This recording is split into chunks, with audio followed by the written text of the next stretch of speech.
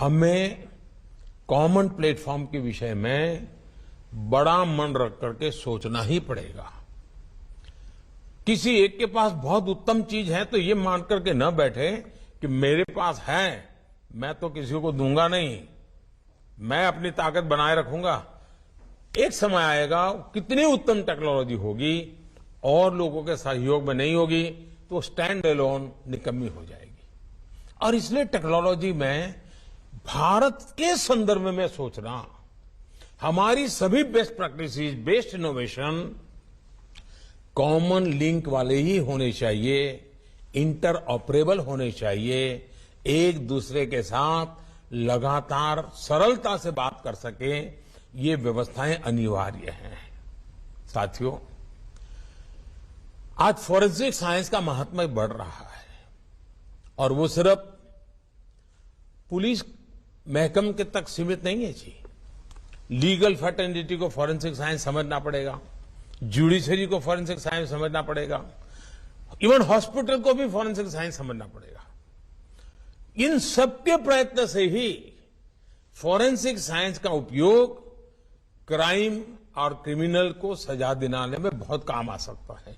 अकेला पुलिस के पास forensic science की कुछ व्यवस्थाएं इनफ नहीं होगा और इसलिए हर राज्य में हमें संकलित और संतुलित व्यवस्था, हर राज्य को गांधीनगर स्थित नेशनल फॉरेंसिक साइंस यूनिवर्सिटी की और उसकी क्षमता आज दुनिया के 60-70 देश फॉरेंसिक साइंस यूनिवर्सिटी का लाभ ले रहे हैं। हमारे राज्यों ने भी बढ़ चढ़ करके लाभ लेना चाहिए। ये पूरी तरह फ्यूचरिस्टिक टेक्नोलॉजी ड्रिवन व्यवस्था है। ह्यूमन रिसोर्स डेवलपमेंट का भी वहां काम है, नए नए टेक्नोलॉजी टूल बनाने का भी काम है और केस, बड़े कठिन केसेस को सुलझाने में भी वो लैब काम आ रही है।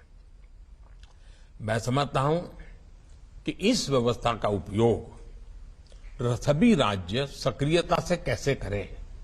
साथियों, कानून व्यवस्था को बना रखना एक 24/7 वाला काम है, लेकिन किसी भी काम में यह भी आवश्यक है कि हम निरंतर प्रक्रियाओं में सुधार करते चले, उन्हें आधुनिक बनाते चले। बीते वर्षों में भारत सरकार के स्तर पर कानून व्यवस्था से जुड़े रिफॉर्म्स हुए हैं। उन्होंने पूरे देश में शांति का वातावरण बनाने में मदद की है। आप भी जानते हैं कि भारत की विविधता, भारत की विशालता की वजह से हमारे लॉ एनफोर्समेंट सिस्टम पर कितना दबाव होता है।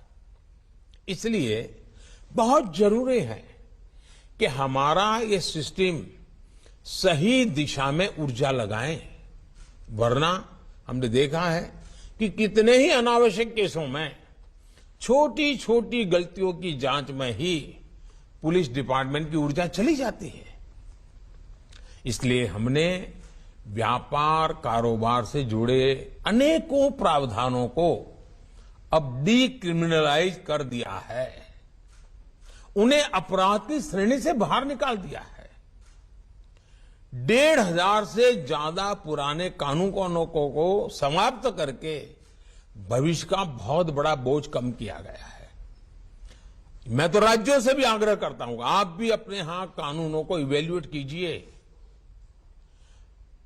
आजादी के पहले के जितने कानून हैं उनको वर्तमान तारीखों के साथ बदलाव लाइए।